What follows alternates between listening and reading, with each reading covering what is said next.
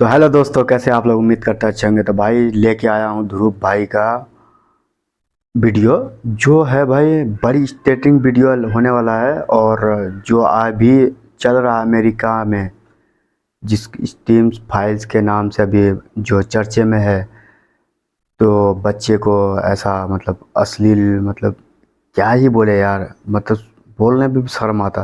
तो उसमें ध्रुव भाई का वीडियो आ चुका है। आप और हम सब मिलकर देखते हैं या क्या सच में ये ऐसा है या फिर फेक फेकाओ, मतलब हावेबाजी है। तो चलो वीडियो स्टार्ट करते हैं और भाई जानते हैं और जानकारी लेते हैं। आप भी लो और हम भी लो। वीडियो स्टार्ट करते हैं भाई। चैनल को सब्सक्राइब जरूर करना भाई, ऐसा ऐसा वीडियो लाता रहूँगा आप लोग के लिए।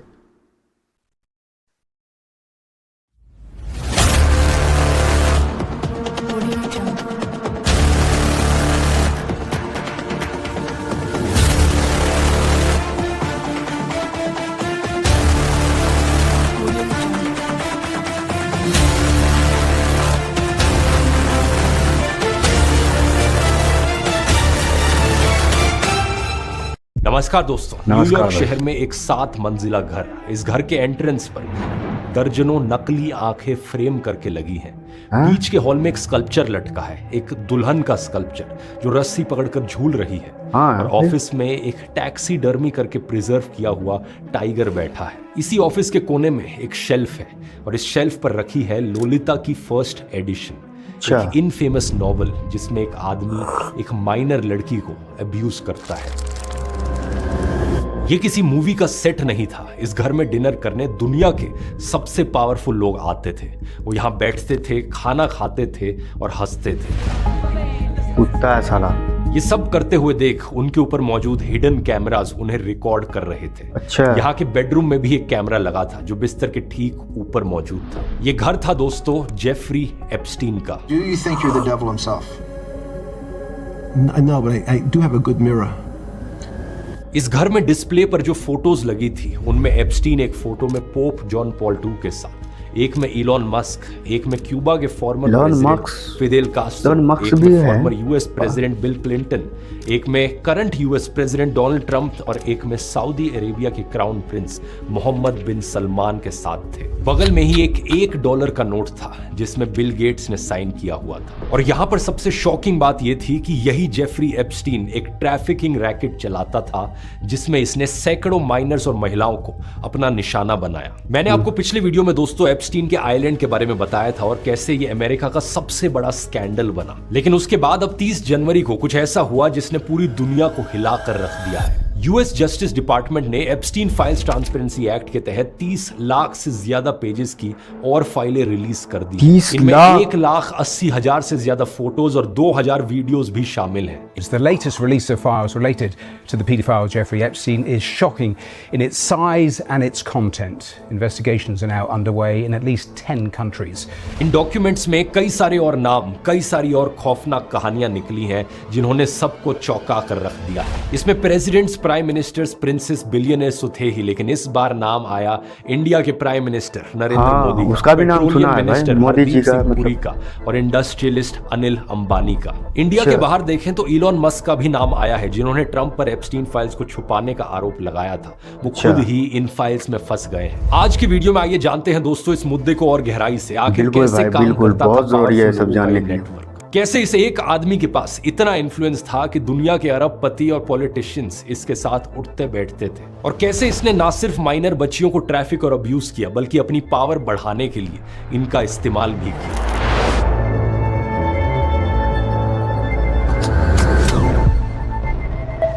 दरिंदा लोग है, समझ में बाहर बता रहा है। पिछले वीडियो में मैंने बताया था कि कैसे जेफरी एप्स्टीन एक कॉलेज ड्रॉप आउट था जो बच्चों को मैथ्स पढ़ाता था। फिर अचानक से वो न्यूयॉर्क के सबसे एक्सपेंसिव घर में रहने लगा, प्राइवेट जेट्स में उड़ने लगा और अरबपतियों का फाइनेंशियल एडवाइजर बन गया। ये सब कैसे पॉसिबल हुआ आखिर? इसका जवाब है लेस्ली वेक्सनर, एक ऐसा शख्स जो अमेरिका के सबसे अमीर लोगों में से है, जो विक्टोरिया सीक्रेट और बाथ एंड बॉडी वर्क्स जैसी कंपनीज का मालिक है। 1980s में वेक्सनर ने एप्स्टीन को अपना फाइनेंशियल एडवाइजर बनने के लिए हायर किया था, लेकिन दोनों के बीच दोस्ती इतनी बढ़ी कि बाद में वेक्सनर ने एप्स्टीन को अपनी पावर ऑफ अटॉर्नी दे दी और फिर वेक्सनर ने एप्स्टीन को न्यूयॉर्क का वो आलीशान घर दिया जिसके बारे में मैंने वीडियो के शुरू में बात करी थी। इस घर का एड्रेस 9 ईस्ट 71st स्ट्रीट, ये बंगला मैनहट्टन का सबसे बड़ा प्राइवेट रेजिडेंस है। इसमें 40 लग्जरी कमरे हैं और इसकी वैल्यू करोड़ों डॉलर्स में है, लेकिन वेक्सनर ने यह घर एप्स्टीन को लगभग फ्री में दिया। Official transfer price $0। 2019 में जब स्कैंडल सामने आया, एप्स्टीन की सच्चाई दुनिया को पता लगी, तब वेक्सनर कहते हैं कि एप्स्टीन ने उनसे वास्ट सम्स मिस अप्रोप्रिएट किए। लेकिन हैरानी की बात देखिए कि सालों तक वेक्सनर ने कोई कंप्लेन नहीं की थी एप्स्टीन के खिलाफ और ना ही एप्स्टीन पर कोई लीगल एक्शन लिया। एप्स्टीन के पास पैसा था, घर था, प्राइवेट आइलैंड था, लेकिन उसके पास कुछ और भी था जो उसे अनटचेबल बनाता था। विक्टिम मारिया फार्मर ने टेस्टिमनी दी कि एप्स्टीन के मैनहट्टन घर में एक मीडिया रूम था। इस रूम में दीवार पर बहुत सारे मॉनिटर्स थे और इन मॉनिटर्स पर हिडन कैमरास का लाइव फीड आता रहता था। मारिया के मुताबिक इन स्क्रीन्स पर दिखता था toilet, toilet, bed, bed, toilet, bed. The men monitoring everything more. Toilet, toilet, bed, bed, toilet, bed. I'm like, I am never going to use the restroom here. यानी कि हर बेडरूम में कैमरा, हर bathroom में camera. 2005 में जब police ने Epstein के Florida वाले घर पर रेड मारी तो वहां भी उन्हें हिडन कैमरास मिले थे। और 2019 में जब FBI ने मैनहट्टन वाले इस घर पर रेड मारी तो उन्हें एप्स्टीन की सीडीज भी मिली, ताला लगाकर छिपी हुई सेफ में रखी सीडीज, और इन सीडीज पर लेबल्स लगे हुए थे। हर एक सीडी पर लिखा था young bracket name plus bracket name. पहला नाम किसी माइनर का था और दूसरा नाम किसी और का था। इसी को लेकर अब कुछ लोगों का कहना है कि यही एप्स्टीन का असली बिजनेस था। पावरफुल लोगों को गलत काम करते हुए रिकॉर्ड करना, सीक्रेटली उनके वीडियोस बनाना और बाद में उन सीडीज का इस्तेमाल करके उन्हें ब्लैकमेल करना। सालों तक बहुत से सेलिब्रिटीज और बड़े बड़े लोग डिनाई करते रहे कि मैं कभी एप्स्टीन के आइलैंड नहीं गया। By the way, I never went to the island. कहते रहे कि मेरा एप्स्टीन से कोई लेना देना नहीं है। I have nothing to do with Jeffrey Epstein. लेकिन 30 जनवरी 2026 को जो ये फाइलें रिलीज हुई, इसमें बहुतों की बातें झूठी साबित हुई। नए डॉक्यूमेंट्स में पता चलता है कि सर्गी ब्रिन, गूगल के को-फाउंडर, दुनिया के सबसे अमीर लोगों में से एक, ये एप्स्टीन के आइलैंड पर गए थे। एक विक्टिम ने भी टेस्टिमनी दी थी कि 1 जनवरी 2007 को उसने आइलैंड पर ब्रिन और उनकी फियोंसे को देखा था। एप्स्टीन के फॉर्मर बोट कैप्टन ने भी कंफर्म किया कि उसने ब्रिन को आइलैंड पर 1 से ज्यादा बार देखा था। जब जून 2025 में इलॉन मस्क और डोनाल्ड ट्रंप के बीच पब्लिक फाइट चल रही थी, तब मस्क ने ट्वीट करके कहा था, time to drop the really big bomb. Trump का नाम एप्स्टीन फाइल्स में है, इसलिए वो फाइल्स रिलीज नहीं हो रही हैं। लेकिन जनवरी 2026 में जब नई फाइलें रिलीज हुई तो आयरनी देखिए, इलॉन मस्क का नाम खुद इन एप्स्टीन फाइल्स में था। 2012 से लेकर 2013 के बीच में कम से कम 16 ईमेल्स एक्सचेंज हुई इलॉन और एप्स्टीन के बीच में। नवंबर 2012 इलॉन एप्स्टीन से पूछते हैं कि क्या वो एप्स्टीन के आइलैंड पर आ सकते हैं। इलॉन ने लिखा, what day night will be the wildest party on your island. इसके बाद दिसंबर 2012 में इलॉन लिखते हैं, do you have any parties planned? I have been working to the edge of sanity. I really want to hit the party scene and let loose. 2014 में Epstein के calendar में entry तक थी जिसमें लिखा था, reminder, Elon Musk to island December 6th। Is this still happening? Question mark. दोस्तों, अगर आपने नोटिस किया हो तो एप्स्टीन की पूरी कहानी सिर्फ 2 ही चीजों पर टिकी है, इंफॉर्मेशन और एक्सेस।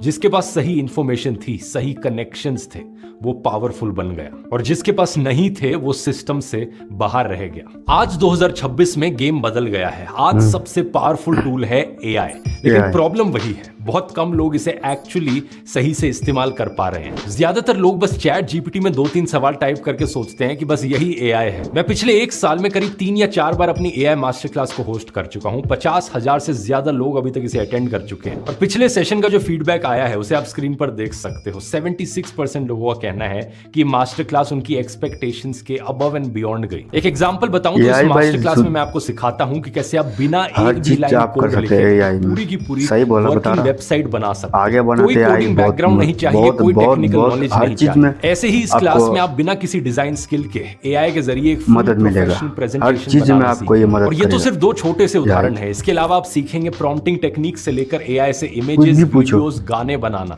रिपोर्ट्स बनाना, प्रोडक्टिविटी हैक्स, 25 से ज्यादा एआई टूल्स मैं पर्सनली लाइव आकर आपको सिखाऊंगा। ये 3 घंटे की लाइव वर्कशॉप खास तौर पर नॉन टेक्निकल लोगों के लिए मैंने बनाई है, students, professionals, creators, business owners, और इसकी कॉस्ट है सिर्फ 2 मूवी टिकटों जितनी। अगला सेशन 15 फरवरी को शाम के 7 बजे हो रहा है। अगर उस टाइम पर आप अवेलेबल नहीं हो तो अगले 7 दिन तक रिकॉर्डिंग भी देख सकते हो। लिंक डिस्क्रिप्शन में मिल जाएगा या फिर आप इस QR कोड को स्कैन कर सकते हो। हर सेशन में सीट्स लिमिटेड होती हैं तो जल्दी कर लेना। अब वापस एप्स्टीन फाइल्स पर आते हैं।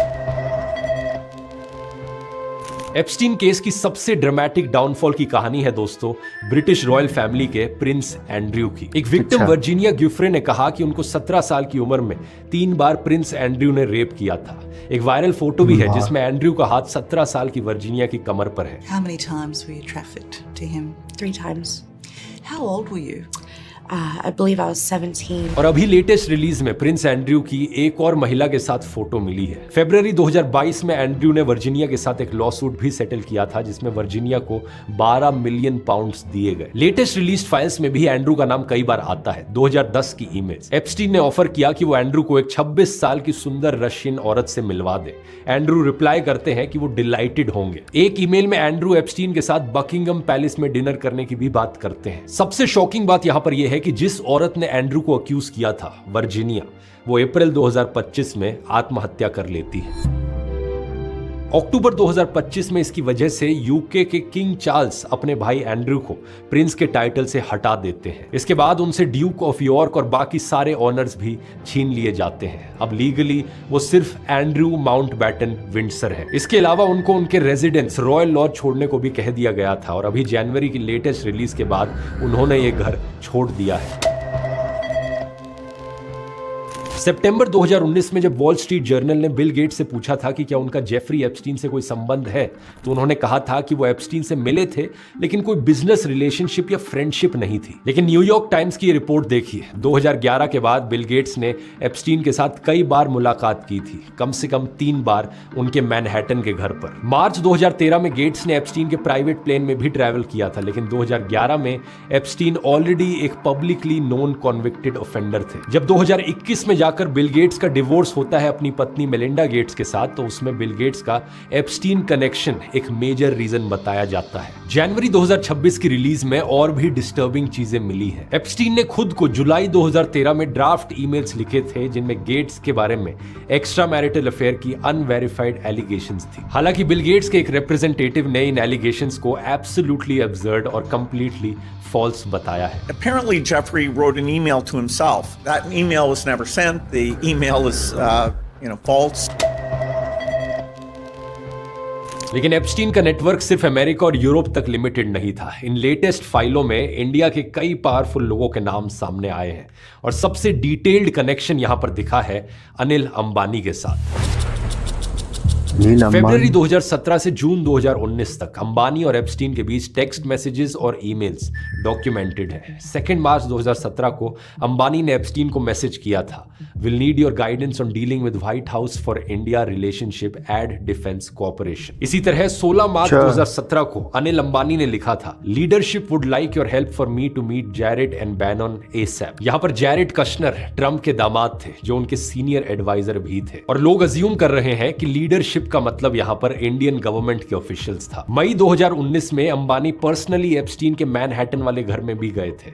14 मई और 20 मई के बीच इन्होंने 23 मई के लिए एक मीटिंग भी कोऑर्डिनेट की थी जिस दिन लोकसभा चुनावों का रिजल्ट आना था। भारतीय जनता पार्टी ने मोदी की अगुवाई में देश में एक बार फिर प्रचंड बहुमत हासिल कर लिया है। 20 मई को एप्स्टीन ने ट्रंप के former chief strategist Steve Bannon को एक मैसेज भी भेजा था कि मोदी किसी को उनसे 23 को मिलने भेज रहे हैं। इन फाइल्स के हिसाब से 23 मई को शाम के 8:21 पर अनिल अंबानी एप्स्टीन के मैनहट्टन वाले घर पहुंचे थे और इसके 2 ईमेल्स एप्स्टीन फाइल्स में मौजूद हैं। एक अनिल अंबानी के सेक्रेटरिएट से और दूसरा एप्स्टीन के असिस्टेंट से।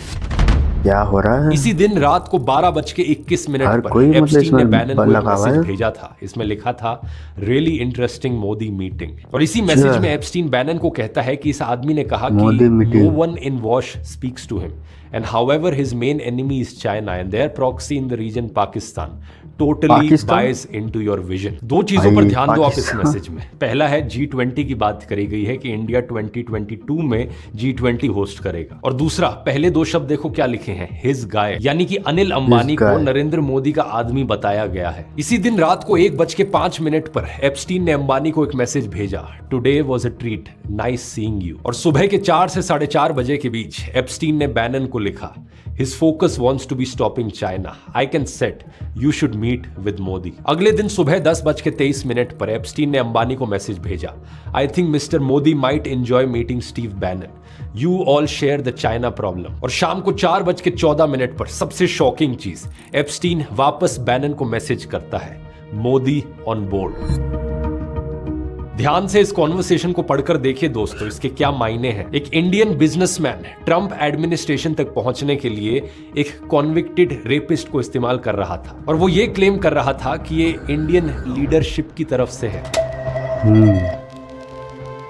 अनिल अंबानी तो फिर भी एक प्राइवेट बिजनेसमैन है, लेकिन एप्स्टीन फाइल्स में एक और इंडियन नाम सामने आया है जो आज मोदी सरकार में मिनिस्टर है, हरदीप सिंह पुरी। इन फाइल्स में पुरी और एप्स्टीन के बीच मल्टीपल ईमेल एक्सचेंजेस मिले हैं और 3 कंफर्म्ड मीटिंग्स के भी सबूत हैं। 4 फरवरी 2015, 6 जनवरी 2016 और 19 मई 2017 एप्स्टीन के मैनहट्टन वाले घर पर यह मीटिंग्स हुई थी। लेकिन हरदीप सिंह पुरी का कहना है कि ये सारी मीटिंग्स उस दौरान हुई थी जब वो न्यूयॉर्क में इंटरनेशनल पीस इंस्टीट्यूट में काम कर रहे थे और मोदी सरकार में मिनिस्टर बनने से पहले की बात है। एक्चुअली में सितंबर 2017 में ये मिनिस्टर बने थे और सितंबर 2014 में एक ईमेल है, एप्स्टीन पुरी को लिंक्डइन फाउंडर राइड हॉफमैन से इंट्रोड्यूस कराते हैं। ईमेल में लिखा जाता है, ride Hardeep ride Hardeep is your man in India. 13 November 2014 Puri Epstein को एक डिटेल्ड ईमेल भेजते हैं जिसमें इंडिया के डिजिटल इंडिया प्रोग्राम और इन्वेस्टमेंट अपॉर्चुनिटीज के बारे में बताया गया था। पुरी का कहना है कि वो इंडिया के बिजनेस इंटरेस्ट को प्रमोट कर रहे थे। ये बात हो सकती है सही, लेकिन सवाल यहां पर ये उठता है कि एक सीनियर इंडियन डिप्लोमेट जो बाद में जाकर गवर्नमेंट में मिनिस्टर बनते हैं, वो एक कॉन्विक्टेड ऑफेंडर से रेगुलर कांटेक्ट क्यों कर रहे थे? क्योंकि बात असल में यह है दोस्तों कि साल 2008 से ही एप्स्टीन एक कॉन्विक्टेड ऑफेंडर था, एक कॉन्विक्टेड रेपिस्ट, और यह बात पब्लिकली सबको पता थी। अब बात आती है सबसे बड़े नाम पर, देश के प्रधानमंत्री पर।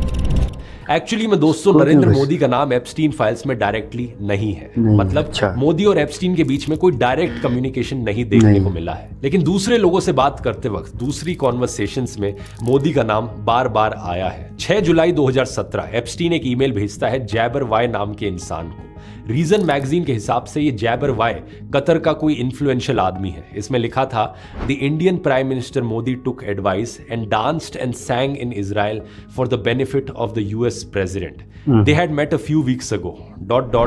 It work. अब ये सबसे सेंसेशनल क्लेम है जिस पर बहुत कंट्रोवर्सी उठ रही है। इसका कॉन्टेक्स्ट ये है कि प्रधानमंत्री मोदी ने 4 से 6 जुलाई 2017 के बीच में इजराइल को विजिट किया था और इस विजिट के दौरान वो पहले इंडियन प्राइम मिनिस्टर बने इजराइल विजिट करने वाले। एप्स्टीन इस ईमेल में ये इंप्लाई कर रहा था कि मोदी की इजराइल विजिट में उसकी कोई एडवाइस का रोल था। एप्स्टीन के अनुसार उसी ने ही एडवाइस दिया था कि प्रधानमंत्री मोदी इजराइल जाएं और वहां पर नाचे और गाए अमेरिकन प्रेसिडेंट के बेनिफिट के लिए। अब कुछ लोग यहां पर इस डांसिंग और सिंगिंग वाले पार्ट को लिटरली ले रहे हैं कि एक्चुअली में प्रधानमंत्री मोदी नाचे और गाए होंगे ट्रंप के सामने, लेकिन इसका मतलब यहां पर मेटाफोरिकल भी हो सकता है कि इजराइल में नाचने और गाने का प्रोग्राम ऑर्गेनाइज किया और वहां पर यूएस प्रेसिडेंट के लिए कुछ पेश किया। Indian ministry of external affairs के स्पोक्सपर्सन ने 31 जनवरी 2026 को इन फाइलों पर सफाई देते हुए कहा, Beyond the fact of the Prime Minister's official visit to Israel in July 2017, the rest of the allusions in the email are little more than trashy ruminations by a convicted criminal which deserve to be dismissed with the utmost contempt. लेकिन सवाल यहाँ पर ये उठता है कि क्या Epstein सिर्फ अपनी इमेज को बढ़ा चढ़ाकर दिखाने के लिए ऐसी बातें लिखेगा? अगर एप्स्टीन सही में ऐसी मनगढ़ंत बातें करता था तो फिर इसके बाद अनिल अंबानी कौन सी लीडरशिप का नाम लेकर उससे मिलने गए थे? और अमेरिकन प्रेसिडेंट की बात करते हुए डोनाल्ड ट्रंप का नाम इन फाइलों में कम से कम 4500 डॉक्यूमेंट्स में आता है। 4500 डॉक्यूमेंट्स। ट्रंप और एप्स्टीन की दोस्ती के बारे में मैंने ऑलरेडी पिछले वीडियो में बहुत बात करी थी। और अभी जो नई फाइलें रिलीज हुई हैं इनमें एक ऐसा डॉक्यूमेंट है जिसमें एफबीआई ने पिछले साल ट्रंप और एप्स्टीन के बारे में पब्लिक से आई दर्जनों टिप्स की समरी बनाई है। इनमें ट्रंप के खिलाफ सेक्सुअल अब्यूज के कई सारे बहुत खौफनाक आरोप लगे हैं। जैसे कि 6 अगस्त 2025 की ये वाली ईमेल देखिए। इसमें एक आरोप लगा है कि एक दोस्त को 35 साल पहले न्यू जर्सी में ट्रंप ने रेप किया जब वो सिर्फ 13 या 14 साल की थी। एक और औरत ने एफबीआई को 13 जनवरी 2021 को कांटेक्ट किया और कहा कि वो ट्रंप के बारे में जो इन्फॉर्मेशन दे रही है उस पर कोई एक्शन क्यों नहीं लिया जा रहा और ट्रंप एक्टिवली लड़कियां रिक्रूट कर रहा था। लेकिन उसे नहीं पता था कि वो ऐसा खुद के लिए कर रहा था या एप्स्टीन के लिए। इस पर व्हाइट हाउस ने कहा है कि कुछ डॉक्यूमेंट्स में प्रेसिडेंट ट्रंप के खिलाफ झूठे और सेंसेशनलिस्ट आरोप हैं जो 2020 चुनाव से ठीक पहले लगाए गए थे। अब ट्रंप के अलावा इजराइल के former prime minister Ehud Barak 2013 से 2017 के बीच एप्स्टीन से कम 30 बार मिले थे। पिछले साल तक CIA डायरेक्टर रहे विलियम बर्न्स ने 2014 में एप्स्टीन से 3 बार मीटिंग की थी। हावर्ड लटनिक जो अब ट्रंप एडमिनिस्ट्रेशन में कॉमर्स सेक्रेटरी हैं, वो दिसंबर 2012 में एप्स्टीन के आइलैंड पर गए थे। ये लिस्ट बहुत लंबी है ट्रंप सरकार के अंदर जो लोग एप्स्टीन से मिले थे। 2013 में एक ईमेल में वर्जिन ग्रुप के फाउंडर रिचर्ड ब्रांसन ने एप्स्टीन को अपने प्राइवेट आइलैंड पर इनवाइट किया था और लिखा था Would love to see you as long as you bring your harem। Slovakia देश के नेशनल सिक्योरिटी एडवाइजर मिरोस्लाव लाज्याक को फाइल्स रिलीज करने के बाद रिजाइन करना पड़ा क्योंकि उनकी एप्स्टीन के साथ फोटोज देखी गई। British ambassador to the United States Peter Mandelson को एप्स्टीन फाइल्स की वजह से सितंबर 2025 में ही उनकी पोस्ट से हटा दिया गया था। नई फाइल्स में पता चलता है कि 2009 में ब्रिटिश बिजनेस सेक्रेटरी रहते हुए उन्होंने एप्स्टीन को सरकारी इंफॉर्मेशन लीक की थी। अब पुलिस ने उन पर क्रिमिनल इन्वेस्टिगेशन लॉन्च की है। दीपक चोपड़ा अमेरिका में रहने वाले एक वेलनेस गुरु और बेस्ट सेलिंग ऑथर एक ईमेल में एप्स्टीन को लिख रहे थे God is a construct, cute girls are real. एक और ईमेल में दीपक चोपड़ा एप्स्टीन को कहते हैं come to Israel with us, bring your girls, it will be fun to have you. इसके अलावा सबसे शॉकिंग केस है नोआम चॉम्स्की का, जिनको इंटेलेक्चुअल सर्कल्स में काफी रिस्पेक्टेड माना जाता है। उनकी एप्स्टीन से क्लोज फ्रेंडशिप थी।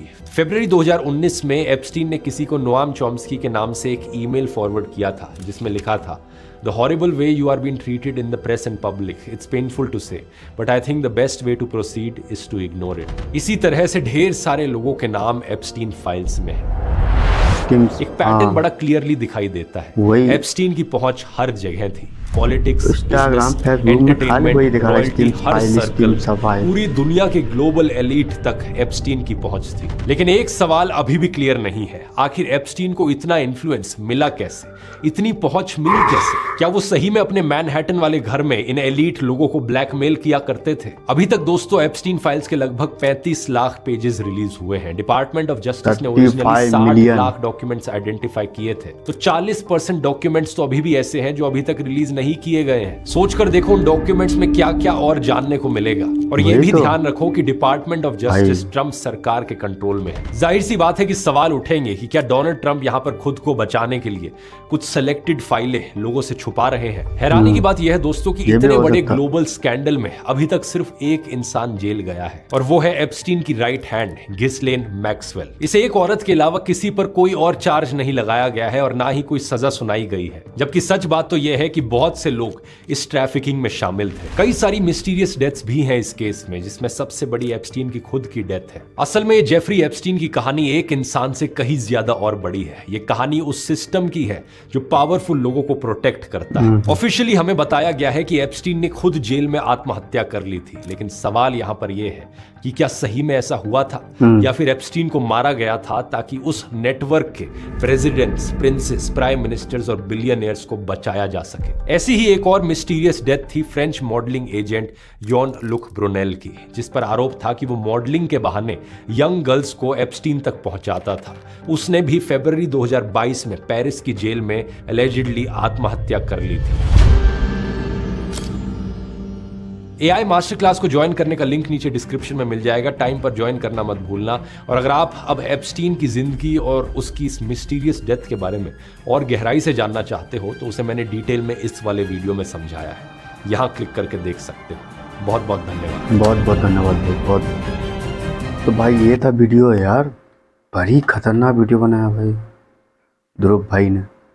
हर एक डाटा को निकाला यार, छान छान के, मतलब जो मैसेज किया था, जो मेल किया था, वो भी निकाल के हम लोग को मतलब पब्लिक में बताया और हम लोग को दिखाया कि हकीकत ये है। जो तुम देख रहे हो इंस्टाग्राम फेसबुक में वो मत देखो, ये हकीकत देखना है तो ध्रुव भाई की वीडियो का देखो, तब तो आपको समझ में आएगा कि स्टीम फाइल से है क्या। काफ़ी समय से चल रहा है ये सब चीज़ यार, अभी उभर के आ रहा, मतलब जब फाइल्स खुला तो ये था वीडियो भाई। आप लोग को कैसा लगा? उम्मीद करते हैं अच्छा लगा होगा, क्योंकि ऐसा वीडियो है भाई, ये मतलब अंदर से झुझोड़ दिया यार। तो और एक वीडियो है ध्रुव भाई का, 19 मिनट का है, ये भी बिगेस्ट अमेरिका का वो बच्चे के साथ जो ज्यादती करता था, मतलब तो उसमें भी लेके आएंगे आप लोग का। अगर जो कमेंट में ज़रूर बताएगा तो ज़रूर लेके आएंगे। तो आज के लिए इतना ही, चलते हैं नेक्स्ट वीडियो में। और आप लोग अपना ख्याल रखें और अपना हेल्थ का ख्याल रखें। और जय हिंद, जय भारत।